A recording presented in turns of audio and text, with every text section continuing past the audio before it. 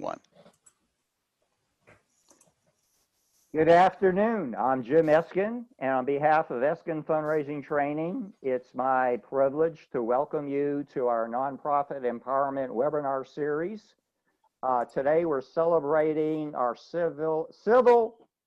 silver anniversary. We're at number 25, and we have somebody commensurate to that cause, who I'll introduce in a second. But happy 25th anniversary to our producer, John Largent. John, would you take, and thank you. John is CEO of Game Day Media. He has made sure we haven't had to worry about technology, and I worry easily about everything. Could you take a minute to explain logistics, particularly how people can enter a question? Absolutely. Welcome to the 25th of this webinar series. To ask any questions, just go to the bottom of your screen if you're using your laptop and go into the Q&A bubble and ask your question there. And if you just have any comments, you can also do those in the chat bubble. Back to you, Jim. Thank you. Thank you. And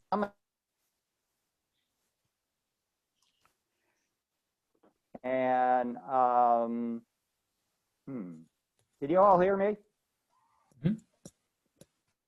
Good. I know I got a mutant here. We have 3 goals, and I'm going to lean heavily on my special guest. Our 3 goals to help our audience is to help you retain existing donors, help you to inspire new donors, and help you, this is important, to maintain team sanity. I think those are 3 very worthwhile objectives. And whoops, okay, I was having a little slide. I'd like to introduce my special guest, who I really like, with one exception. He's accomplished far too much in his career at a young age. Stephen Shattuck is the Chief Engagement Officer for Bloomerang. He is the author of the book that's going to really form the essence of our discussion this afternoon. And it's a wonderful book, and I'm also jealous. It's selling way more than my book ever did. It's called Robots Make Bad Fundraisers. And there's so much I could tell you about Stephen, and I'm not. However, to help introduce Bloomerang to our audience, do you have Blossom close by? And I was wondering if you could introduce Blossom. Yeah, I got Blossom here, my buddy, my plush orangutan. Why is Blossom the mascot for Bloomerang? Well, you know, we wanted to have a mascot first. It was always a goal of mine. Let me put her here so she won't bother me. If my daughter comes and sees us, she's going to get really jealous. But we wanted a mascot. So we were looking up, we were kind of Googling some of the core values of Bloomerang and some of the traits. And we were trying to find maybe like an animal that also had those things. It wasn't a real fruitful search. So we just started looking at rhyming names for Bloomerang. And we came across the orangutan, which is what Blossom is. So what kind of rhymes with Bloomerang? So we were kind of intrigued by that. But we were researching more about orangutans, and we found this scientific research study that had been done on orangutans. And what they found was that they are philanthropic. They're a philanthropic animal. In fact, they're the only philanthropic animal in the animal kingdom besides humans, if you count humans. And what they found is what they called calculated reciprocity. So the orangutans will actually keep track of what other orangutans give them, and they will return that kindness in kind in terms of like giving fruit or tools or helping out. So we thought, well, hey, that's kind of what our software does. We're donor management software. We keep track of all those things. So from then it was real easy. So we sort of adopted that animal, and it's, very intelligent animal, it's very loving, kind of things that we aspire to as well. So yeah, Blossom the orangutan is our official mascot. By the way, is Blossom available for consulting? She is, but it's pretty cost prohibitive, unfortunately. She wants, tons of bananas and fruit that is just not, pretty hard to acquire these days. So I wouldn't recommend it. But yeah, that's her. Toss Oh, it back in. I had a 3-page bio to introduce Stephen that I've completely skipped, but I'm going to pick on one little piece. He went to Ball State, the Yep. same institution of higher learning as David Letterman. And if I understand correctly, you won the David Letterman scholarship. I'm going to ask you to explain it. What I love about it, Dave Letterman unabashedly says he was a C student, and Yep. so the Letterman scholarship really recognizes creativity over grades. Can you talk a little about it? Yeah, and we were talking before we hit record, but I was a bit of a late bloomer, so my grades were never really that great.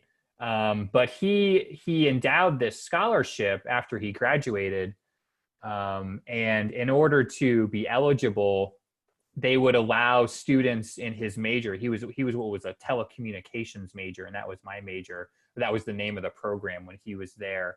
And so anyone in that major could submit a project to be considered for the scholarship. There were really not many guidelines. It was very loose. So people would submit short films. Some people would write syllabuses for new courses that they thought that would be valuable.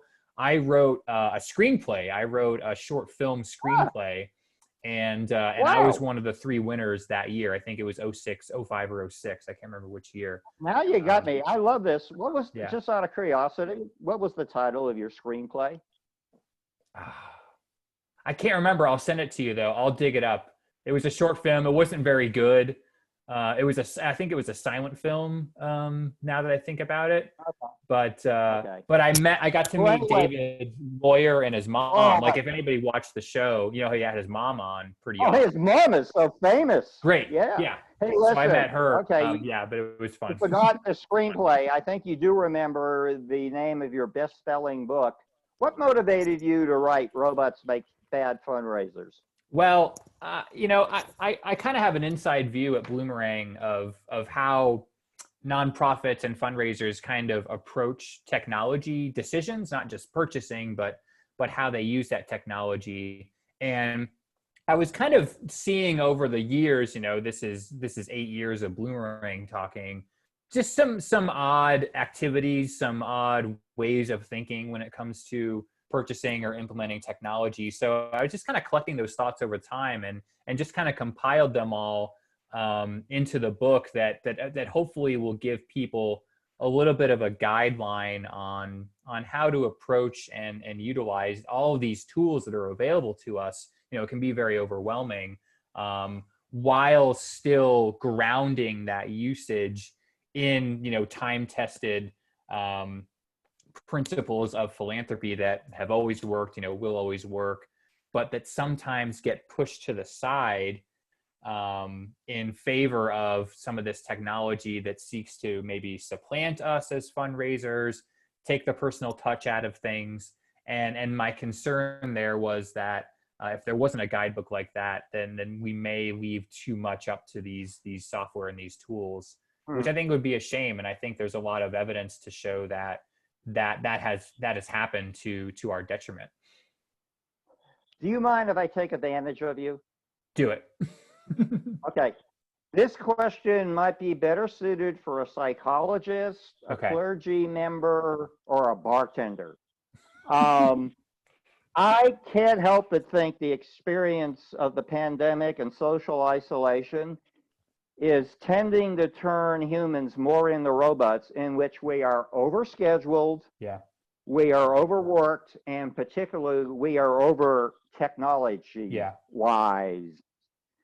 Since this is the subject of your book, do you have any thoughts on how all of us, me included, Blossom, we all can take a breath and slow down and recapture some of the normalcy of pre-March 2020? Yeah, and I agree. And I think that even going into March, the nonprofit sector was still overworked and underpaid, under-resourced. And I feel like the pandemic really exacerbated a lot of those things. And it became even more appealing to the workforce to automate more things, to let something else handle it because there's all these other pressing matters. And it's interesting, I turned the manuscript in late in the year 2019, and it went into the editing process, and then COVID happened, and then it was released in July. So it was never meant to be a COVID book, but the things in the book that I recommended, like, personally reaching out and trying to break out of that very, digital barrier that we're forced into now, those things ended up becoming really true. We looked at customers at Bloomerang who were, calling people, writing handwritten notes, writing personal emails versus the organizations who weren't during COVID. And we found that those organizations that were reaching out personally and trying to kind of break through that technological barrier, they had a lot more fundraising success than the organizations who don't. And not only is it effective on the donor side, but to answer your question, I think it's also therapeutic for us to, rather than being on these, long Zoom calls and being stuck in meetings, and by the way, you're still stuck at home doing all those things, to have the opportunity to call a donor to say thanks or sit down and write a handwritten note.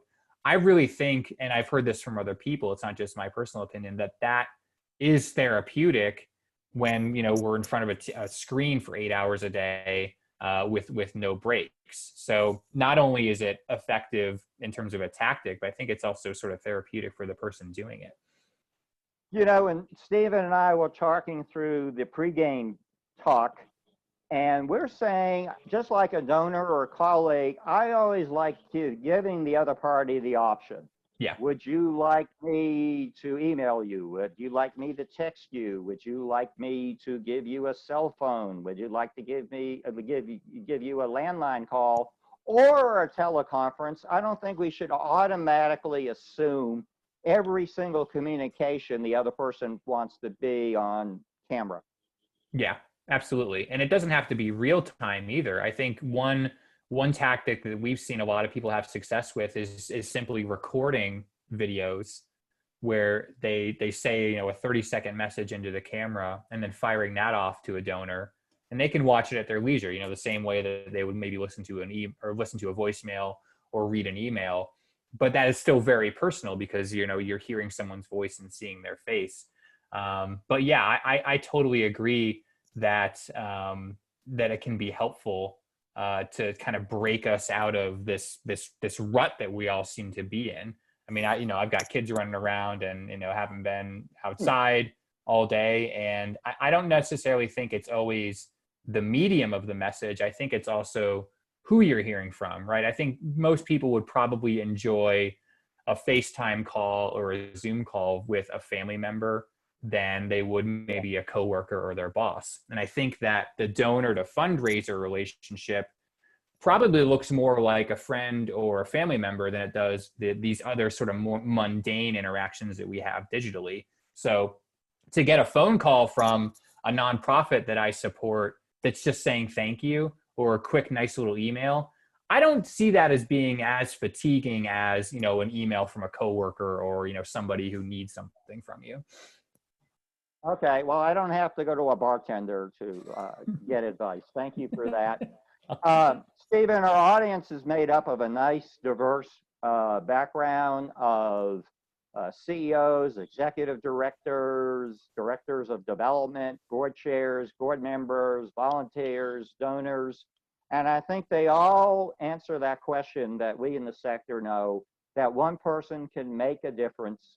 We have 1.5 million nonprofits in the country. We have 100,000 in Texas. We have 6,000 in San Antonio. I don't know how many we have in Indianapolis. I know we got a lot.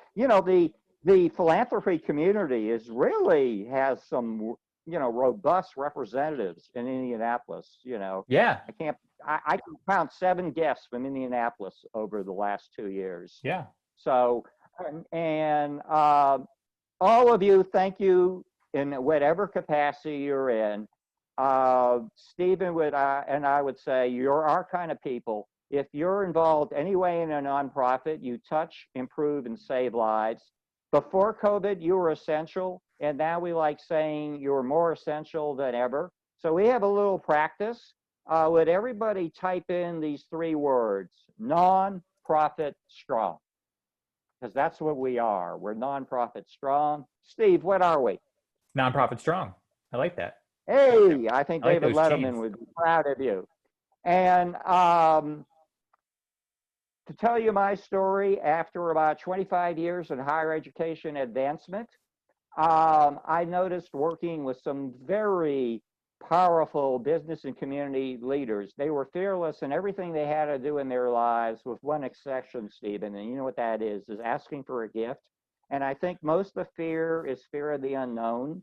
And we as practitioners can do a better job of demystifying what I call the art and science of fundraising. And I firmly believe that's when we launched in June of 2018. Andrea and I launched ESCON fundraising training.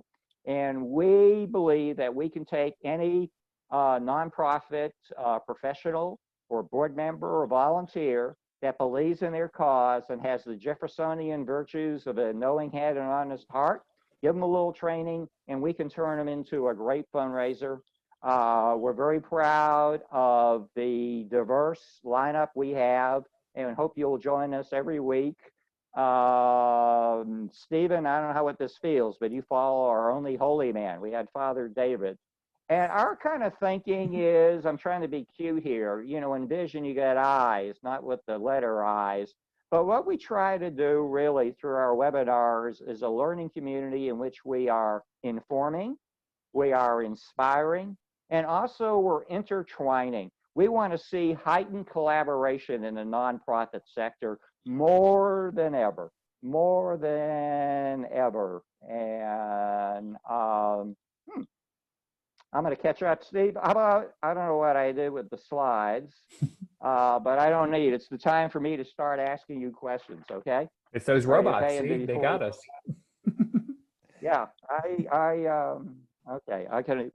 Question number one, let's start from square one, okay? Okay. And by the way, I might be advancing the slides. I don't know what I did. I lost my position, but I do that a lot. What are the appropriate and effective ways to use technology to support and enhance the personal touches that are the essence of fundraising? Yeah, well, I think there's an answer inherent in the question, which is, you know, to take that position. I think that's the first step, to look at technology as a tool primarily to help you do those things. And my concern is it's not always the case, right? There's what we do in terms of personal outreach, and then there's what we do in terms of technology and automation. And I think bringing those things together is job one. You know, everything you use, that you buy, that you subscribe to, I think should have at least part of that goal to enhance your personal outreach, because it's so lacking nowadays. You know, we're getting bombarded by very impersonal messaging, spam, telemarketing, and to get personal outreach from a nonprofit that you support, I think will stand out. And, you know, just because it's digital doesn't mean that it has to be impersonal, right? So a lot of people say, well, I'm going to go all analog or I'm going to go all digital. You know, both sides of the pendulum, I think, are fraught. But if you can find that middle ground and use technology like this, you know, I think this has been a really nice example where we're having a nice conversation. We're using technology. That's okay, but it's still very personal. And I think, you know, what are ways that fundraisers can emulate that? You know, can they make nice little webcam videos or cell phone videos and email that to a donor? You know, send a nice email to someone that doesn't come from, you know, MailChimp or an email blast, but it's literally you're opening up Gmail and writing an email to one person. So it's just, you know, another communication method, but is a one-to-one communication. I think that's really the differentiator there, is you're speaking to one person, you're sending them one message versus you're sending a message to 1,000 people through one email. Right. I think that's really the key. You know, I can't help but think my mother is going to come out in me in this question. What should we avoid in the use of technology in working with our donors and our donor prospects? Well, you know, one quote that kind of inspired the book, and it's in the beginning of the book, comes from a buddy of mine, Simon Scriver. He's one of the top fundraisers in Ireland. great guy, great speaker, follow him on Twitter if you're not already. And I saw him speak at a conference. It might've been the AFP conference. And he said something that really stuck in my brain, which is anything that takes the human out of fundraising is bad. And I think that's a pretty apt way to answer your question. If something is seeking to replace you in terms of communication or outreach, I think that's what we should avoid, right? One example I put in the book is I actually went out to one of the bigger Facebook groups in the sector, and I posed a question to people, which was, can you name a time when technology kind of let you down in a funny way or an unexpected way? Maybe it wasn't funny right there in the moment, but looking back as a good sport, it was.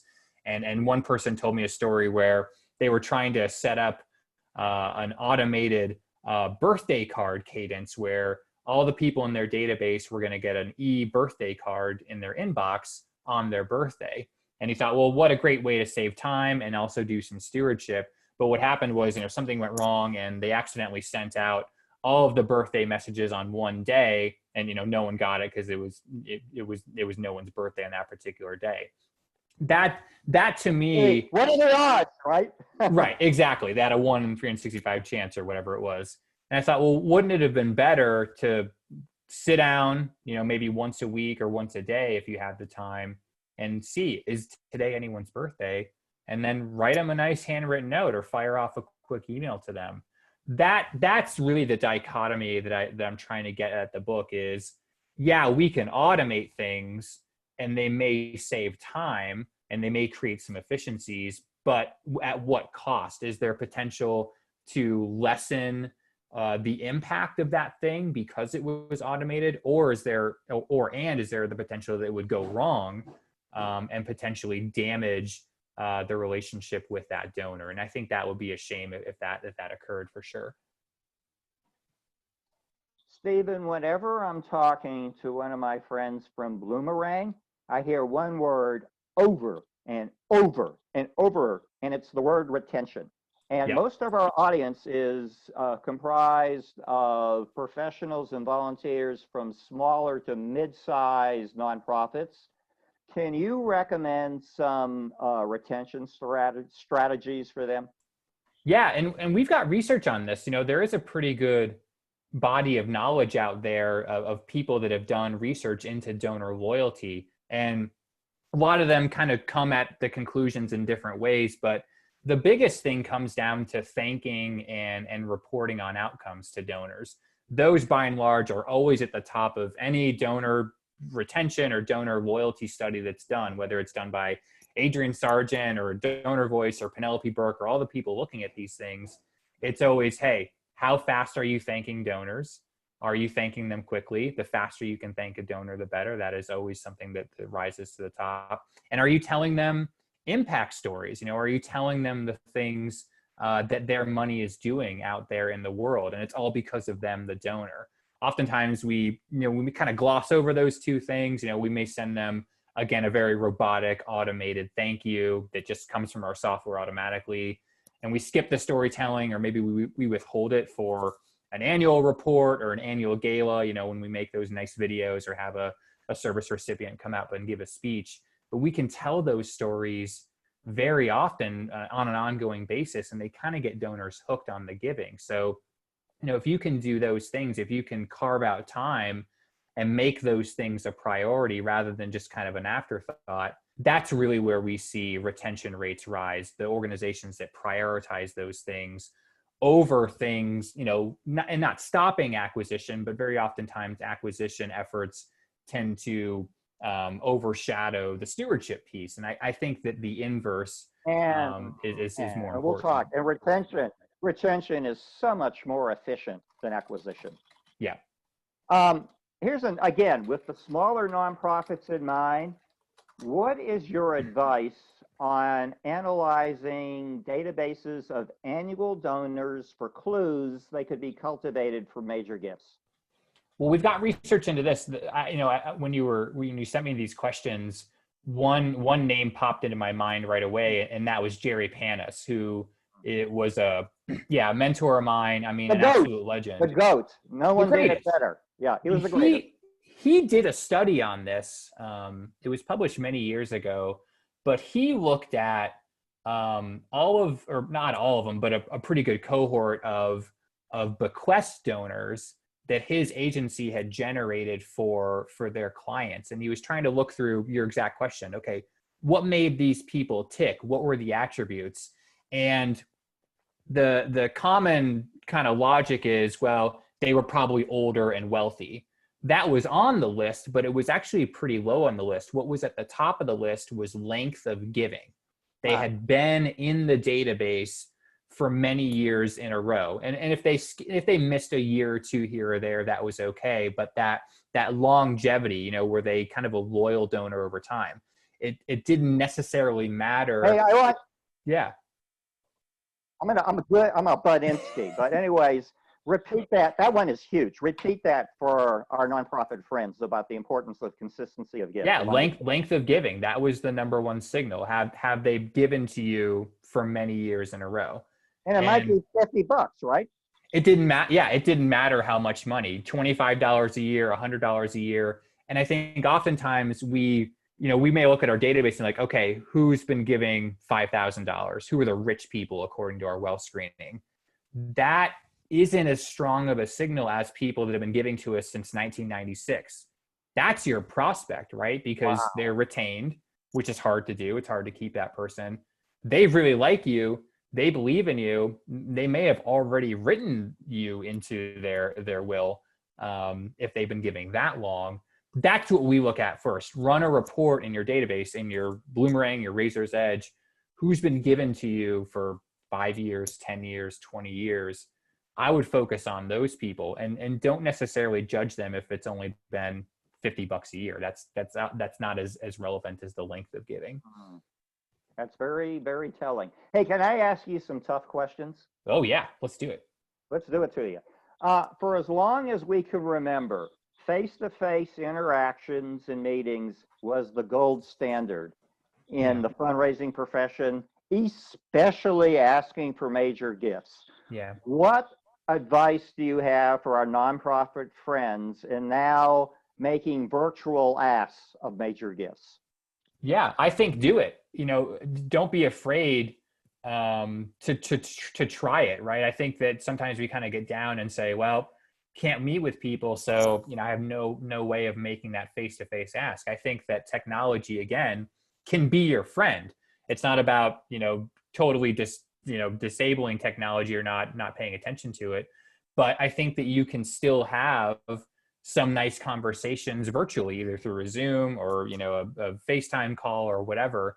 But going back to your point, Jim, be respectful, because people are of course fatigued with this kind of interaction. And they may have been on a Zoom call all day, but can you ask them in a way that would maybe make it enticing for them, the donor? Hey, Jim, just wanted to give you a quick update on some of the things that your giving has made possible for us over the last few months. Could you carve out 15 minutes to hop on a quick Facebook Live, and I can show you behind the scenes what we've been doing, take them on a quick tour, or maybe have them hear from another speaker or something like that. Make it appealing and interactive. And you could maybe say something like, I'd love to stick around and just catch up with you afterwards for a few minutes if you're up for it. But make it easy for them. Give them a true reason other than I'd love to talk to you for 15 minutes. Well, that they may not be as enticing, but if you tell them why, if you give them a sense of what it is they're going to hear from you, or maybe see if you can weave in some programmatic elements, I guess you could call it. I think that would be worthwhile. And I think, again, that will stand out from other Zoom calls that they have to be on during the day that are boring and work related. I don't necessarily think it's always the medium. I think it's maybe what the purpose of that call is that can fatigue them, not necessarily just being on camera. Well, Stephen, I like describing you as a retention freak. Yeah. And I think, however, you're also a stewardship freak. Yeah. So could you share some good, appropriate examples of how nonprofits can use technology in thanking and recognizing donors that reinforce the more personal touches? Well, I've got an old technology that's Yeah. really made a comeback since March 15th, and that's the good old fashioned telephone. We looked at this amongst our customer database. We looked at organizations who were calling donors since March 15th versus the ones who weren't. And the ones who were seeing on average like a 15 to 20% revenue increase versus the same period in 2019. Just a simple phone call. Hey, Jim, it's Stephen over here at, Save the Whales Foundation. Just wanted to say thanks for being a donor and give you a quick update on what we've been up to since the pandemic began.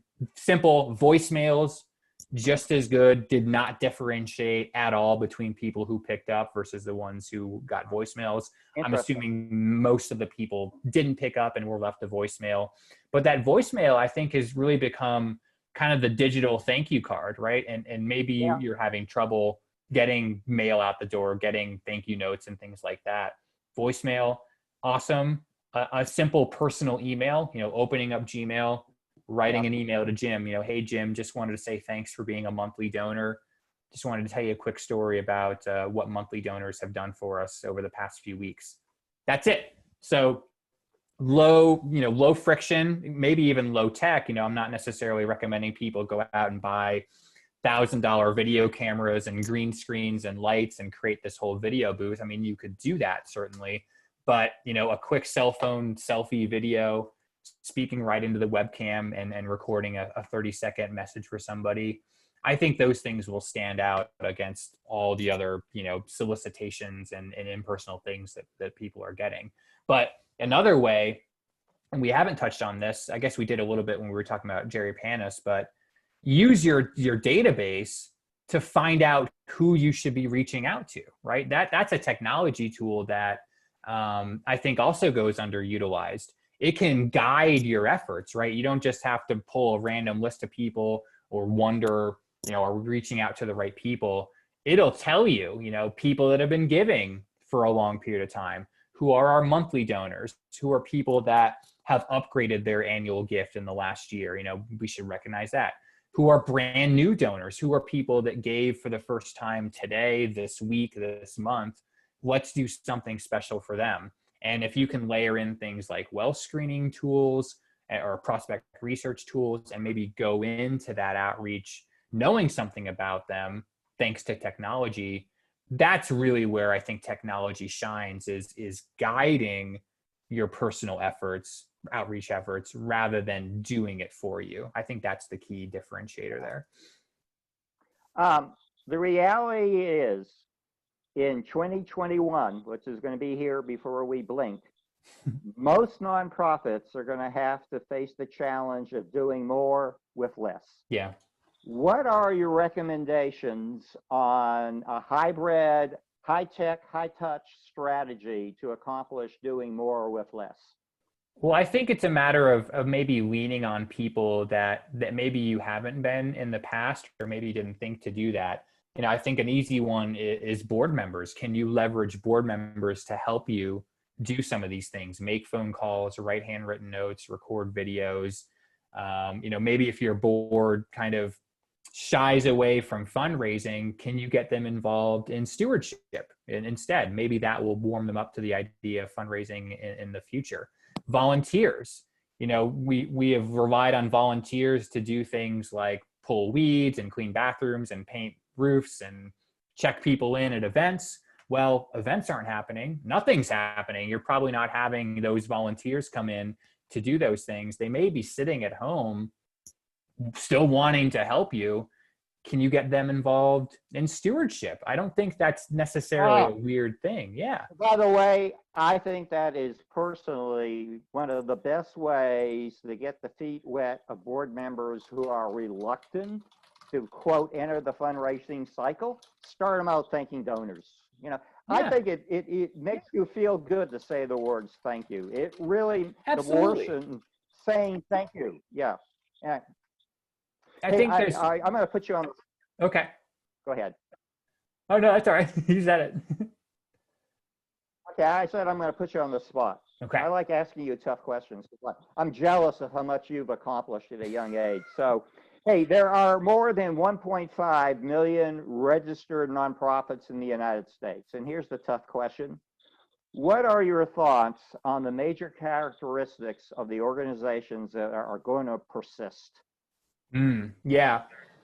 Well, it's tough, right? I mean, we can't predict the future, but I think a couple of things come to mind. One is organizations that have a very diversified revenue stream. You know, if they have relied 100% on grants or government assistance or things like that, that's in any time, you know, a risky sort of proposition, because if those revenue streams dry up and you haven't had that piece of the pie from individual giving or corporate giving or you know, other pieces of the pie, that's going to be tough. But I think more broadly, the organizations that are focusing on stewardship, they're going to win, right? Because they're not stuck on this acquisition treadmill where, gee, 45% of our donors on average are lapsing every single year, so we got to refill the bucket halfway every single year. If they do take the time and make stewardship a priority and are talking about retention, they know their donor retention rates, they've got board buy-in, the board is asking them for those kinds of rates and kind of seeing how they're doing. I think it's those people that are primed, because they're going to keep that support from individual donors. You know, everyone's going to lose somebody because of financial difficulties, you know, that can't be avoided. But the people that have really made that strong relationship with their supporters, I think it'll be hard for those supporters to let those organizations, you know, go away if they have done a good job of making them feel like, you know, a really ardent supporter of that cause. Steve, we're having a great conversation here. But John, do we have some questions from the audience? Well, you know, we'll use the most cliched word. We'll pivot. How's that? Yeah, Okay. lots of pivoting. Let's pivot. John, do we have any questions from the audience queued up? You guys must be doing a great job, because there are no questions right now. I can't believe we got 37 minutes in and didn't say pivot once. That's got to be some kind of record. Yeah. Okay. When we finally get to the other side of the COVID crisis, Yeah. and actually, you know, we can get out of our spacesuits and go out and have a beverage or a lunch with someone. Yeah. How much do you think we're going to see virtual meetings and solicitations continue, or what's the future? Let's say it's 2025, and guess what? We can all go out and do the things we're doing, you know, a year ago. Well, I think it's going to be hard to unring the bell totally. I think that there's now a very heightened sense of public health, where there's going to be some segment of the population that still won't be comfortable doing those things. And at the same time, we will have gotten used to leveraging a lot of these technologies in kind of the ways that have been going on over the past 6 months or so. I think that there's a couple really interesting sort of silver linings that I've noticed. One is, I think we're not going to see as much of a reliance on special event fundraising. And don't get me wrong, I'm not an anti-event guy. You know, I think events, when done well, are great. But I think that this pandemic has opened people's eyes that, you know, not being able to do that black tie gala that they've done for 60 years didn't really hurt them very much, or at least as much as they thought that it might if they had, you know, canceled it. So I think some of these maybe lower ROI strategies or tactics that we've been doing that we can't do, people are going to say, gee, why didn't we stop doing those things much sooner? You know, that was kind of virtual events. One thing's for sure, you're really going to cut your expenses absolutely to a bare minimum. And we've had customers that have done just such creative things where, you know, a combination of Facebook Lives and And I think that, again, those things, I think in some way will persist. You know, maybe they'll be hybrid, in person and virtual. I think they'll be, you know, multi-channel is always good. But I think this has brought that other channel into the mix, whereas people were always kind of stuck in, well, we do a golf tournament and we do a black tie gala every year, and that's what we do. And we have no interest in trying something new. A lot of people were forced to try something new. And I think they come at it saying, gee, that was actually fun, easy. It was cheaper, like you said, Jim, and it was more effective in a lot of ways. So let's try those things again. Hey, Jim, I've got a Yeah. question from the audience. Okay. This question is, surprisingly, I've run into a lot of voicemails recently. What do you suggest to change this? A certain time of day or anything like that? Thanks. Well, I don't think it's bad. I don't know that you need to do anything different, Joseph. I think that voicemails are great. Voicemails are just as good. In our data, we didn't see any measurable difference between raises in revenue and retention between people who picked up the phone and people who were just left a voicemail. Voicemail is good. If you're calling all the time, trying to get them to pick up and not leaving a voicemail, but they're seeing that same missed call from the same number, a couple times a week, I think that may actually have the opposite of the desired effect. They may actually think you're a telemarketer. But if you can call, hey, Jim, sorry I didn't catch you. You're probably not answering. I think you can have some fun with it. You're probably not answering phone numbers from unknown numbers. I understand. This is Stephen from, nonprofit you support. Just wanted to say thanks, give you a quick update. If you ever wanted to talk, if you ever had any questions about us, here's my personal info. By the way, we're doing a Facebook Live next Thursday. We'd love to see you there. Just visit our Facebook page to see that. I think that's okay. I don't necessarily think you need to agonize over whether they pick up the phone or not. I don't know that there's a real measurable difference if they do. And Stephen, I would think the purpose of the call, stewardship, I don't mind leaving a voicemail. You know why? Yeah. Almost like you get a note, you can hold on to that and reread it. But Yeah. a voicemail, you also, if it's well done, you can replay it. Now, Absolutely. I think for the solicitation, probably we want to suggest you schedule that just like you scheduled a major gift solicitation that was going to be face-to-face. Absolutely. John, do we have any other questions, or I got more for Steve? I can abuse Stephen as long as I want, but we have any others who'd like to share some questions? Yes, absolutely. I'm going to actually pull Don into the conversation because he's got a question. So Okay. I'm going to open that up to Don. And Don, if you're, there you go. Hopefully I'm on. Can you hear me okay? Yeah. Yeah. Yes, Welcome, sir. Don. Excellent. I Hey, know Don. This guy's so busy. I mean, he makes me tired. I can't keep up with him.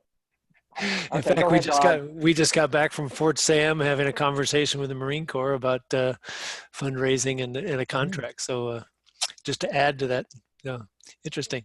So I appreciate it. I was lucky enough to be the board chair for the Red Cross here in San Antonio. So I'm thinking about it from emergencies perspective, emergency situations, and certainly right now.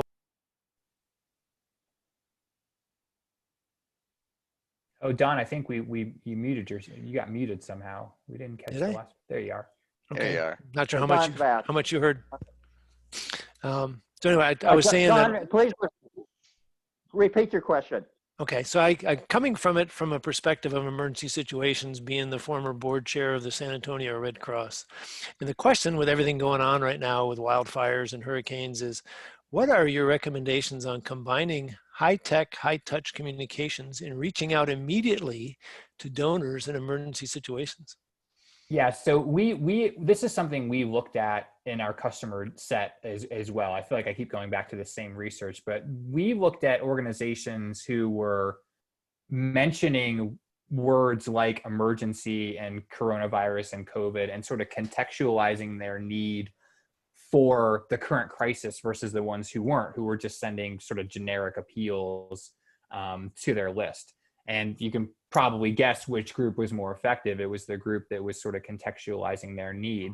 My sense is, there's a lot going on in the world. There are a lot of problems, right? There's a lot of things that need to be solved. People that support you, I think that there doesn't seem to be a lot of sort of cannibalization, right? There's not every philanthropic dollar is going towards wildfires right now. Now, certainly there are people that hadn't given to that cause who are now giving to it. But the people who like your organization, who like your theater, your museum, your animal shelter, they still care about those things. So we saw a lot of customers kind of sitting on the sidelines and saying, gee, we're not a COVID charity, right? We're not providing masks to people. We're not filling a food bank for people who are out of work. We're going to sit this one out. And I think they did that to their detriment. And I think that if you kind of decide for donors, I think that's kind of the first part of the question is don't decide for donors. Don't say that we're not worthy because there's all these other crises going on. I think you can still say, hey, there's a lot going on in the world, but we know you care about this specific cause and we have a need right now. And, we make that case for support, explain what that specific need is. I would hate to see anyone kind of on the sidelines for those things, but then how you do that, again, looking at your database, who are people that are longtime supporters, who are people that have upgraded, who are your monthly donors, to reach out to them first. Hey, we have a special need. I'm coming to you first. You've been a longtime supporter. We have this very specific need right now, and we'd love to give you the opportunity to be one of the first to help out. But don't sit on the sidelines. I mean, that was such a killer for a lot of the organizations that we work with, where we kind of had to shake them out of that and say, yeah, there's wildfires, there's coronavirus, there's, protests, all these things, but people who care about your animal shelter before that, they still care about it now. They may also care about those things, but I don't think it's necessarily diminished the belief in your cause. So don't decide for them. All right, we've got another question here. And by the way, John, okay. Oh, I was just going to say we've got a question here from Adriana, and I'm going to put her on so she can ask her question. Ooh. Okay. Hey, can I reveal a secret, Stephen? Adriana and I worked together when I had a different color hair. That's how long ago it was. She's like you. Her hair is still the same color, but I got some grays coming in. We worked together. I can't even remember when Harry Truman was president. Hi. Hi, Stephen. Hi, Jim. Hi, everyone.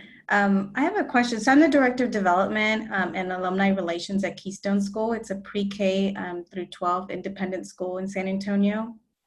And I wanted to ask, what kind of strategies do you recommend when trying to communicate with alumni?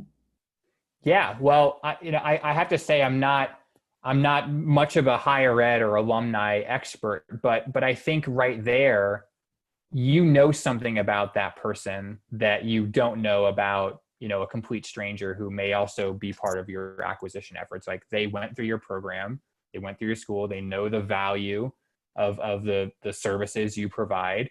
And I think you've got a kind of a leg up on other organizations where you can reach out to that person and say, Stephen, as a former student of our school, the value of the work we do here, and we want to give you the opportunity to make that possible for the next generation of students that's coming in behind you. I think that's always a pretty strong case for support, especially if you can also layer in things like prospect research and well screening, maybe doing some of your own research to find out something about them. If we mentioned Ball State, I graduated from in 2006.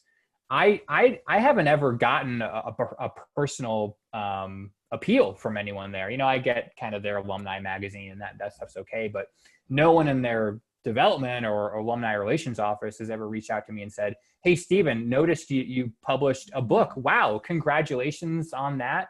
Just wanted to say, what a great accomplishment. I don't know how great of an accomplishment it really was, but if you can kind of lead with maybe you've seen something about them, they're in the news, something about them, to kind of prime the pump for maybe future outreach later on, or if you want to weave that into the appeal directly, I think you probably could in some cases. I assume, by the way, they were more energetic in their relationship with David Letterman. Right, exactly. And, it's not that I feel a need to hear from my alma mater for, ego purposes, but if I was a fundraiser at Ball State and I showed up on a prospect list, I think you could probably very easily find out a few pieces of information about me, because I'm kind of a public person. I'm on social media and I'm doing speaking and things like that. If you can lead in with something you find out about that person and then, kind of jump right into your case for support, But it goes back to the data and the record keeping. If you have been keeping track of these people in your database, when did they graduate? What college did they go on to? What are they doing now in terms of a profession? I think donors like it when you sort of can illustrate to them that you maybe done your homework, right? You know something about them. It's when something is very impersonal and seems generic and not contextualized for that recipient that I think things kind of fall flat. So, if you can maybe take the time to do a little research on those people, I think there are some folks that will kind of rise to the top, and I think you'll have a lot more fun reaching out to them as well. Yeah, I like that advice. John, any other questions? I do. I've got one more in the Q&A box, and they just want to know, what about direct mail and newsletters? Well, I mean, I'm a millennial, but I love direct mail. I absolutely love print newsletters. I think print newsletters are kind of a lost art. I think, the customers of ours that are sending a quarterly print newsletter, that's just a money factory. Hey, give me a fist bump. What's that? Give me a fist bump there. Yeah, I love it. Give me a fist bump because I like. It's a myth, first of all, that millennials don't like mail. I don't know what that is. I think, I'm getting a ton of coupons and junk mail, but if I get a handwritten note from that nonprofit that I'm a monthly donor to, hey, Stephen, thanks for being a monthly donor, that thing's going on the fridge, that's going on the mantle, and that makes an impact. Now, I think the real question is, we're all quarantined, you're probably not working in the office. How do we do that? It may be harder right now to actually do the fulfillment of the direct mail. But if you can get a box of stationery on your home office desk, and any new donor who comes in, maybe a monthly donor, you're sending them a couple cards a year, I think that you can stick in the mail in a safe way. It's going to be probably safe when it gets to their inbox. I know some people are a little wary of even answering their mail, but yeah, print newsletters. If I was an ED getting hired and my first day, one of the first things I would do is implement a quarterly print newsletter immediately, because they're awesome and they're just they suck in money like nothing else. So don't stop those things. It's not about going all digital or even going all analog. It's, can you weave all these things together? You can have a very robust print, kind of machine, also have a very interesting digital email, social media machine going at the same time. Did I hear you say multi-channel? Multi-channel. You can call an online donor. You can write a handwritten note to an online donor. You can email an event donor. There's this weird thing sometimes where we think we need to lock people into the channel of giving for subsequent communications. And there's no data to suggest that works. It's like, oh, they gave online, we're only going to email this person. Well, if they gave online and they gave you their phone number and it was not required, I would call that person. And you're going to get their address because of the credit card, send them a handwritten note, even though it was an online gift. That's okay. Very rarely do we get acquired in one channel, right? We get acquired multi-channel. A print piece can generate an online gift because the call to action is your website. Is that an online gift or is that a print gift? It's both. It's not one or the other. You can't just discount one of the channels. So everyone is immersed in multi-channel. I mean, Jim, we've had phone conversations in person. We're doing this webinar, and we've emailed. I mean, we have built our friendship now over many types of channels. And I doubt very much at any time you said, "Oh, Stephen, we have to email him only because he's 36 and he's a millennial." Those assumptions, I think, can be a real killer. Yeah. Hey, listen, Stephen, we're going to run into the wrap-up section of the program. Okay. And I want to hit some of the hot points. And what I like to do, if it's easy, I present it. If it's tougher, I go to my guest, okay? First of all, for strictly efficiency reasons, it's so much wiser to retain the donors you have rather than the time and money it takes to acquire. Yep. You got it. I think you have some stats on that. Adrian Sargent put out some stats. I think it's like 5 times more expensive to acquire than retain. And then I think the renewal rate is much higher than a brand new acquisition rate as well. But if anybody wants those stats, I can dig them up. If people want to email me, if like they need to make the case to their board or their boss, it's a ridiculous difference in the ease and the Hey, I'll give you a expense. nice pluck. I think it's in the first section of your book, by the way. But anyways, and we're talking about combining high tech and high touch communication and different ways of going at it. But the destination, one way or another, is to create a memorable experience. Absolutely. And again, let technology guide who you do it to, and then also use technology to make it memorable. Video, interactive elements, social media, behind the scenes tours, something where they're still seeing a human face and hearing a human voice, I think is the key. I don't know how you do this in 45 seconds. What's the difference between an email that gets read and an email that doesn't get read? It's sent to one person versus 1,000 people. I mean, I think that's the key too. And again, we looked at that in the data.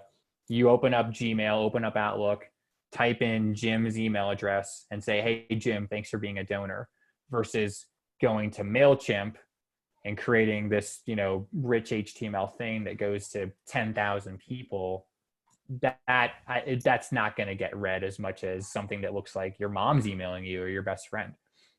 Come at it from that mentality, I would say. Yeah. Now I realize I didn't start it, but my wife will tell you I'm pretty rigid. And one of the rules I had at 3 different higher education institutions, when I got whatever was defined as a major gift, sometimes it was 25,000, sometimes it was several million. But I had this rule: not only was a handwritten note going to get in the mail, but I knew where every late mailbox was in San Antonio. Oh. I can't say enough about the handwritten note. Do it. Get some stationery. And I think a brand new donor, and regardless of gift amount, handwritten note. Anyone starting a monthly commitment, whether if it's their first gift or their 10th gift starts a commitment, and then monthly donors maybe like quarterly, maybe 3 times a year, just out of the blue, hey, thanks for being a monthly donor. Just, nothing else except for that. What I love about the handwritten note, just do your inventory. How many handwritten notes do you receive each day? Those are the ones we tend to keep. Yep. As we're wrapping up here, any 30-second recommendation on a successful virtual ask? Yeah, I think really you said it, be respectful of people. I don't think you want to surprise anyone. I think it's always good to kind of give them an idea of what's going to be covered in that call rather than kind of ambushing them. But I would bring up the elephant in the room, at least try it, which is, hey, I know you're probably on Zoom all day, but I would love to get 15 minutes of your time and tell you about a project, a special need that we have, and happy to do that whenever is good for you. And by the way, you were talking about a great way to engage board members is in the stewardship and thanking. In fact, I know Penelope Burke is almost as a data freak as Mr. You. Yeah. And she says that is one of the most, just by saying a board member, a staff member is paid to do it, but when a board member, that has huge returns, even if they just leave a message. That's the key. They're not an employee, they're a volunteer. And I think the other thing is they may have some name recognition in the community. Maybe there's some big shot business owner, someone in the public sphere. That may also have sort of an enhanced effect on the reception of that stewardship. Well, we're going into the 2-minute drill. And one of the things I've heard, I forget, was a Nike, just do it. And I'm telling you, the one thing we all share, I don't care if you're the biggest or the smallest nonprofit, there's a lot more we don't know than we do know. And you're not going to be able to make perfect decisions, but doing something typically is better than doing nothing. And the folks are saying this is a bad time to ask. Well, tell you what, with a mindset like that, it is a very bad time to ask. And Stephen, we had Melissa Brown on about 2 months ago, and she highlighted that actually philanthropy driven by the stock market is responding more robustly to COVID than it did to the recession of 08 and 09. And I'm really going through. I like this. Treat donors like family. What are we doing now? And I didn't ask, by the way, how is the Shattuck family? Are most of your family members safe? Oh, yeah, they're doing great. Yeah, I appreciate that, but they're doing just fine. And by the way, to our fundraisers, professional and volunteer, that's the conversation. Find out, how are they doing? Yeah. Tell them how your nonprofit's doing. Volunteer to ask if there's any way that we can help. I give a money-back guarantee, Stephen, with my webinar. I don't know if you do. And would you agree, the more you ask, the more you get?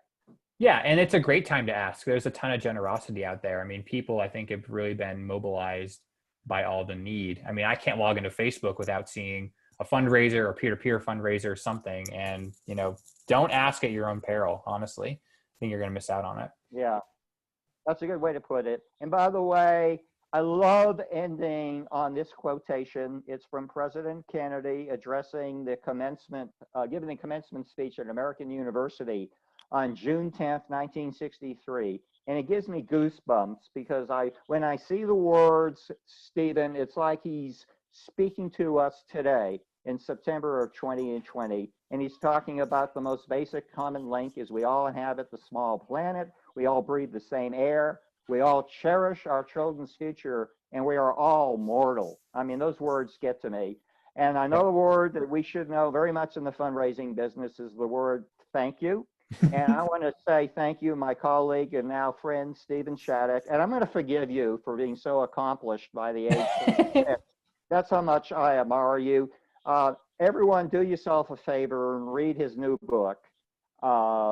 It is full of practical advice, and I think he got a little help because his timing is absolutely perfect. So, yeah, Stephen, thank you so much for sharing the most precious gift of all, your time for the last hour. I've learned a lot. I know our audience has a lot.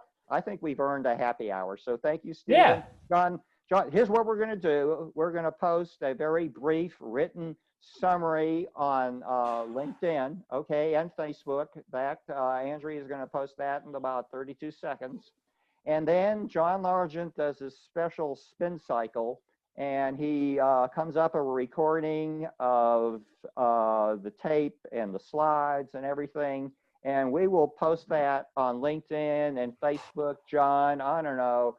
And we usually try to give ourselves 2 glasses of wine, okay, in that time. So again, Stephen, continue good health to the Shattuck family. And thank you so much for sharing all your time and knowledge. And I forgive you for being so smart at a young age, okay? It was fun. Thanks for having me. And see everyone next week. See ya.